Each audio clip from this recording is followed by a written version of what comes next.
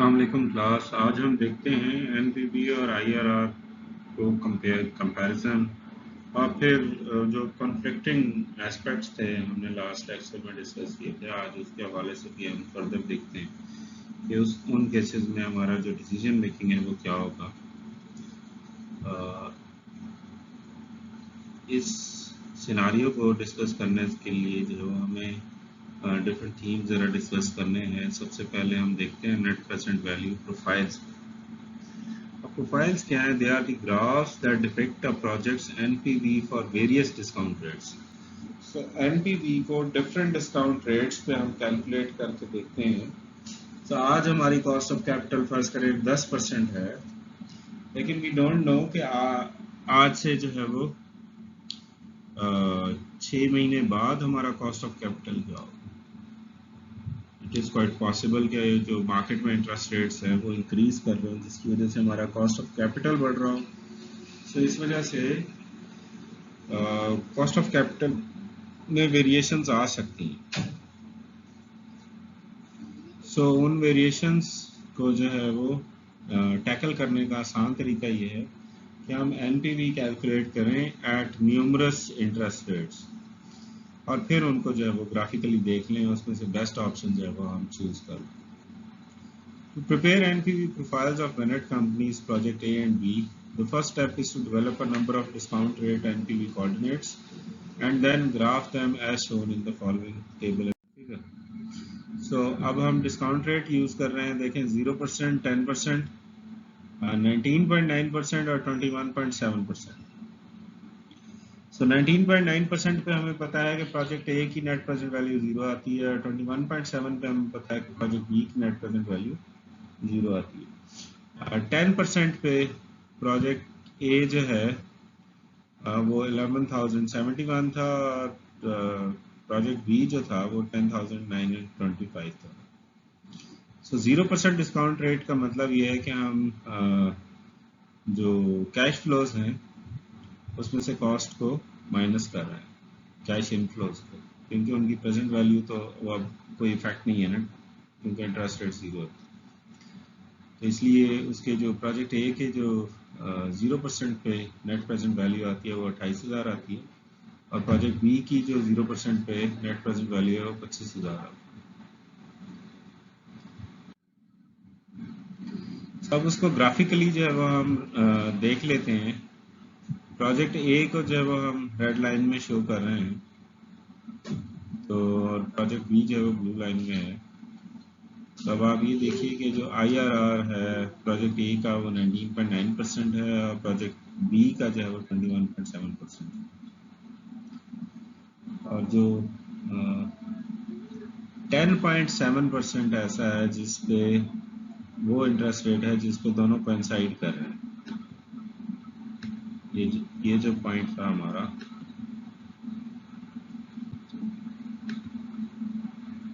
यहाँ पे वो एक दूसरे को कोइंसाइड कर रहे हैं। इस पॉइंट से पहले जो है वो प्रोजेक्ट ए की नेट प्रेजेंट वैल्यू हायर है और इस पॉइंट के बाद जो है प्रोजेक्ट बी की जो नेट प्रेजेंट वैल्यू है वो हायर है। सो अब IRR कौन सा पॉइंट है जहाँ पे ये जो नेट प्रेजेंट वैल्यू है 0 लाइन को टच कर रही है।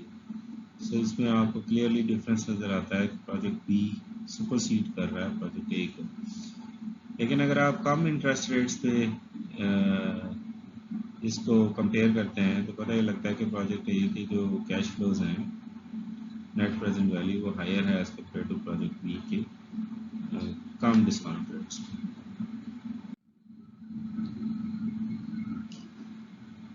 अब हम कॉन्फ्लिक्टिंग रैंकिंग्स के हवाले से हम लास्ट लेक्चर में डिस्कस कर चुके हुए हैं। So these are basically conflicts in the ranking given by a project either by using NPV or IRR, and they result from the differences in magnitude and timing of cash flow. So बाज़-औक़ात जो है उसकी quantity जो cash inflow की है वो अपना role play करती है, बाज़-औक़ात टाइमिंग जो है वो उसका रोल प्ले करती है। One underlying cause of conflicting rankings is the implicit assumption concerning the reinvestment of intermediate cash inflows. और उसकी एक वजह ये भी हो सकती है कि आपकी जो जितने कैश फ्लोज आपको फ्यूचर में रिसीव हो रहे हैं, अगर आप उनको री इन्वेस्ट कर देते हैं तो ऑब्वियसली उस पर आप और अर्न करोगे, तो उसकी वजह से आपका जो रैंक है वो डिफ्रेंशिएट हो जाए। अब वो इंटरमीडिएट कैश इनफ्लोज क्या थे? Cash inflows received prior to the termination of project. So NPV assumes intermediate cash flows are reinvested at the cost of capital, while IRR assumes that they are reinvested at the IRR. अब reinvestment के decisions की अगर हम बात करें तो NPV की assumption ये है कि वो reinvest होंगे तो cost of capital पे होंगे, जबकि IRR की assumption ये कहती है कि वो IRR पे reinvest होंगे। So इसकी वजह से उनके जो ranks हैं वो confusing हो सकते हैं और differentiating हो सकते हैं।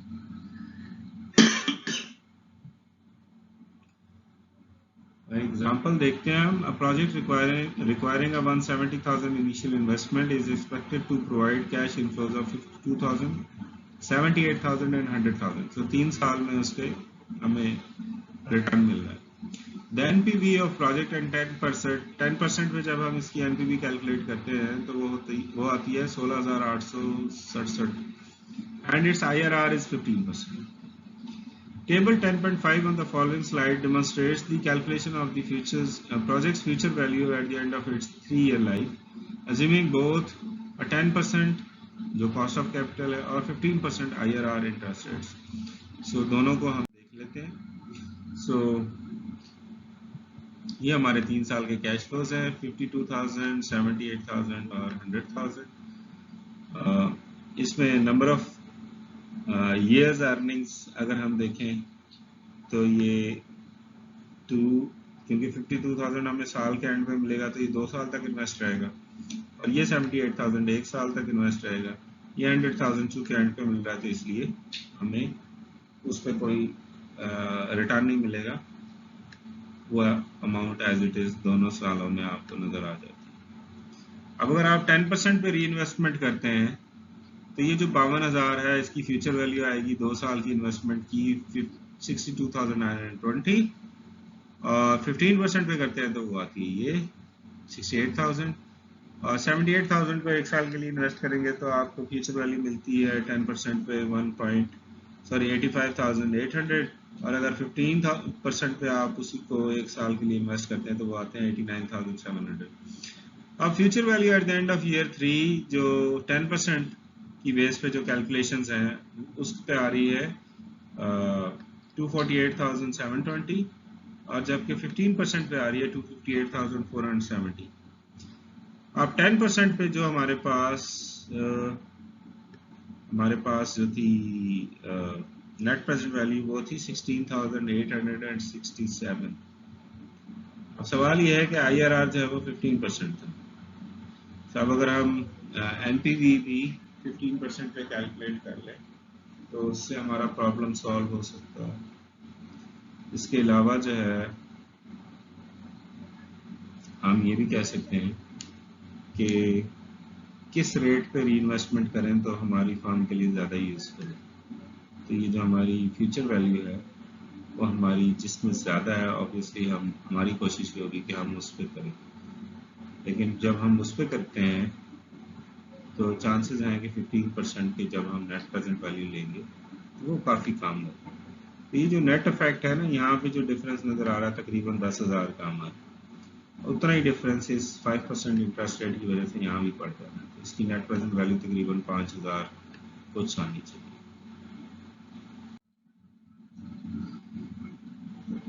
So if the future value in each case in the table 10.5 were viewed as the return received 3 years from today from 170,000 investment, then the cash flows would be those given in table 10.6 on the following slide. So 3 साल के बाद हमें इस पे क्या मिल रहा है 248,720, और इस पे मिल रहा है 258,470। अब अगर हम 10% पे NPV लेते हैं तो वो हमारे पास आई थी 16,867, और अगर हम 10% पे इस अमाउंट की भी नेट प्रेजेंट वैल्यू लेते हैं तो वो हमारे पास आती है 24,470।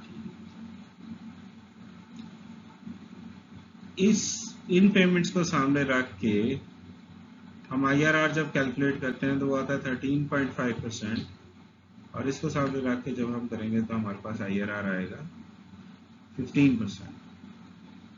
तो अब जिसका IRR ज़्यादा है आप इसको एक्सेप्ट करोगे, उस केस में भी आपका ये प्रेफरेबल है।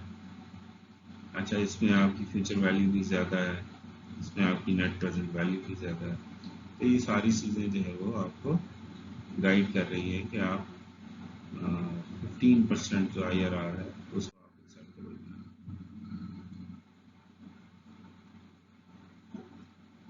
Another reason why the IRR and NPV methods may provide different rankings for investment option has to do with differences in timings of cash flow. So cash flow की timings भी अपना role play करती है। When much of the project's cash flows arrive early in its life, the project's NPV will not be particularly sensitive to discount rate. अगर आपको ज़्यादा cash flow शुरू में ही मिल जाते हैं तो फिर जो सेंसिटिविटी है एनपीवी की वो कम हो जाती है। लेकिन अगर लेट मिल रहे होते हैं तो एनपीवी की सेंसिटिविटी बहुत ज़्यादा इंक्रीज करती है। On the other hand, NPV of the projects with cash flows that arrive late will fluctuate more as the discount rate changes. The differences in timing of cash flows between the two projects does not affect the ranking provided by the IRR method. IRR method जो है वो उसको उसकी timing की वजह से affect नहीं होता। So रैंकिंग अगर हम देखें ए और बी के हवाले से, सो IRR जो है वो हमें सजेस्ट कर रहा था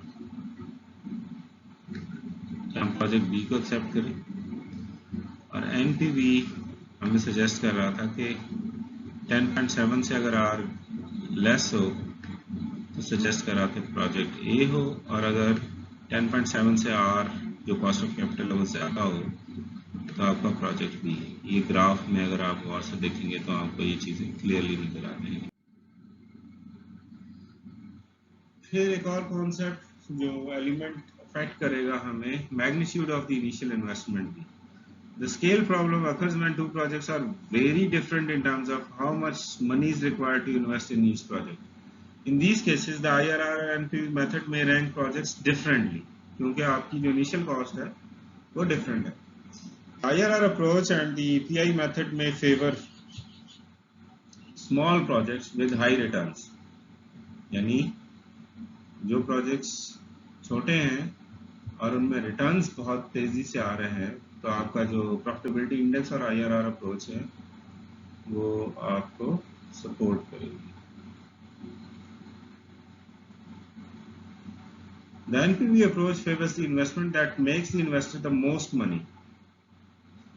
ठीक, जो ज़्यादा से ज़्यादा मॉनेटरी टर्म्स में अगर आप देखना चाहें कि उसको पैसे ज़्यादा मिल रहे हैं, मॉनेटरी टर्म्स में आंसर आता है ना NPV, तो वो जो है वो उस इन्वेस्टर को बहुत ज़्यादा। On a purely theoretical basis, NPV is a better approach because NPV measures how much wealth a project creates for shareholders, ये पहली बात हो गई। Similarly, create करती है तो destroy भी करती है if NPV is negative. Certain mathematical properties may cause a project to have multiple IRRs. कुछ mathematical issues जो है वो जब डाटा में आ जाते हैं तो उस वक्त आपको multiple IRRs मिलते हैं, यानी more than one IRR आता है, resulting from a capital budgeting projects with the non-conventional cash flow pattern. The maximum number of IRRs for a project is equal to the number of sign changes in its cash flows.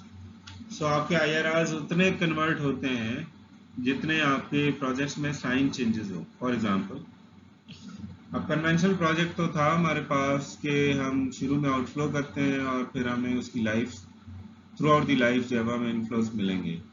लेकिन non conventional projects कौन से हम कह रहे हैं जिसमें हम पहले जो है वो शुरू में आउटफ्लो करेंगे, फिर हमें 2 साल तक इनफ्लोज मिलेंगे, फिर 2 साल बाद उस पर और खर्च करना पड़ेगा, यानी आउटफ्लो होगा, फिर उससे और रिटर्न मिलेगा, एंड सो ऑन, इस तरह से चलता रहे।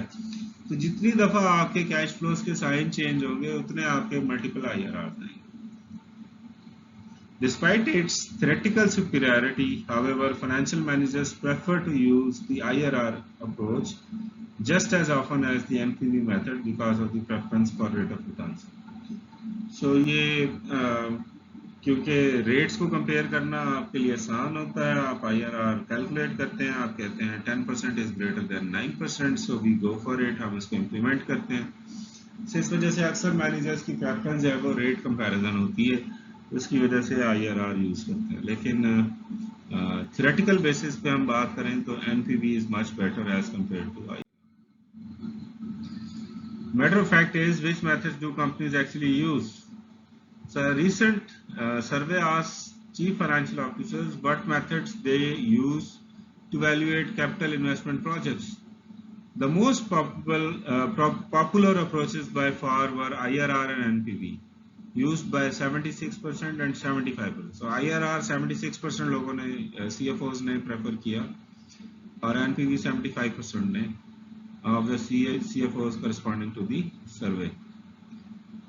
These techniques enjoy wider use in the larger firms, with the payback approach being more common in smaller firms. तो payback हम पहले भी बात कर चुके हैं कि payback method जो है वो small firms में ज़्यादा यूज होता है। तो इसका मतलब ये हुआ कि तकरीबन जो मेजॉरिटी जो चीफ फाइनेंशियल ऑफिसर्स थे वो IRR और NPV दोनों को प्रेफर कर रहे थे। यानी अगर 1% का डिफरेंस आ रहा है तो वो इस वजह से आ रहा होगा कि क्या पता हमारे पास सैंपल बायस है, या दोनों टेक्निक्स की प्रेफरेंसेस हमने साइमल्टेनियसली पूछी है तो वो IRR भी टिक कर रहा हो और NPV भी टिक कर रहा हो। डिपेंड करता है कि उस इंस्ट्रूमेंट में क्वेश्चंस किस टाइप। अब फोकस ऑन एथिक्स जो है NPV और कैपिटल बेसिक टेक्निक्स के हवाले से क्या होना चाहिए। सो प्रोजेक्ट सिलेक्शन में आपने नॉन फाइनेंशियल कंसिडरेशन जरूर रखनी है। For most companies, ethical considerations are primarily concerned with the reduction of potential risks associated with the project. और potential risks से हो सकता है वो political भी हो सकता है, वो physical भी हो सकता है, वो medical भी हो सकता है। So numerous risks जो है वो उसको face करने पड़ सकते हैं, तो उसको उसने सामने जरूर रखना है। Another way to incorporate non-financial considerations into a capital project valuation is to take into account the likely effect of decisions on non-shareholder parties या जो बाकी स्टेक होल्डर्स हैं उन पे उनका क्या इफेक्ट होगा। अब वो कौन से हैं, वो एम्प्लॉइज हैं, कस्टमर्स हैं, लोकल कम्युनिटी है और सप्लायर्स हैं। What are the potential risk to a company of unethical behaviours by employees. अगर उसके एम्प्लॉइज अनएथिकल बिहेवियर रिजल्ट करते हैं तो कंपनी को क्या पोटेंशियल रिस्क फेस करना पड़ेगा। और what are the potential risk to the public and to stakeholders. ये सारे क्वेश्चंस का आप आंसर दे के फिर आप जो है किसी प्रोजेक्ट को इम्प्लीमेंट करेंगे। यहाँ पे एक पॉइंट जो उसने ऑब्वियसली हाईलाइट नहीं हुआ, इन्वायरमेंटल कंसिडरेशन भी होती है हर प्रोजेक्ट की। अब फर्ज करें आप जो है वो कोल पावर प्लांट लगा रहे हैं तो आपको ये भी देखना है कि आप किस जगह लगा रहे हैं, उसके की इन्वायरमेंट पर उसका क्या असर पड़ेगा। तो ये कंसिडरेशन का आपने लाजमी देखनी है एज कम्पेयर टू जब हम बात करते हैं कि प्योर कैश फ्लो बेस्ड आपने डिसीजन करना है। तो कैश फ्लो बेस्ड डिसीजंस तो हैं ही हैं, लेकिन आपने एथिकल कंसिडरेशंस को लाजमी माइंड में रखना। तो लर्निंग गोल्स के एस्पेक्ट में देखें तो हमने कहा कैपिटल बजटिंग प्रोसेस के एलिमेंट्स को हम डिस्कस करेंगे, वो हमने डिस्कस किया। हमने कहा कि रेलेवेंट कैश फ्लोज होने चाहिए, रेलेवेंट एक्सपेंडिचर्स होने चाहिए, और उनमें जो कंपैरिजन है उसको हम कंपैरिजन एक बेस पे करेंगे कि क्या जो ऑर्गेनाइजेशन का प्राइमरी गोल है वेल्थ मैक्सिमाइजेशन का वो फुलफिल हो रहा है या नहीं। पेबैक पीरियड के हवाले से हमने डिटेल में डिस्कशंस की इसमें, तो उसके प्लसेस और माइनसेस वो भी हमने डिस्कस किए। फिर हमने नेट प्रेजेंट वैल्यू और इकोनॉमिक वैल्यू एडेड के बारे में डिस्कस किया। इकोनॉमिक वैल्यू एडेड कैलकुलेट करने का हमने तरीका देखा, नेट प्रेजेंट वैल्यू कैलकुलेट करने का तरीका देखा, उनके डिसीजन क्राइटेरिया जो है NPV। फिर जो है वो हमने IRR के एस्पेक्ट में चीज़ें देखी कि IRR कैसे कैलकुलेट हो सकता है, उसकी इंटरप्रिटेशंस क्या हैं और उसका इम्पैक्ट जो है वो कॉस्ट ऑफ कैपिटल का क्या रोल है सारे उसमें। फिर हमने कंपेयर जो है वो करना था NPV और IRR को, वो हमने थॉरली उनको कंपेयर किया और हमने थ्योरेटिकल और प्रैक्टिकल दोनों सजेशन जो है वो आपके सामने रख दी हैं। ये आपकी चॉइस है कि आप कल को जब इन थीम्स को अप्लाई करें तो आपको डिसाइड करना है कि आप NPV प्रेफर करोगे या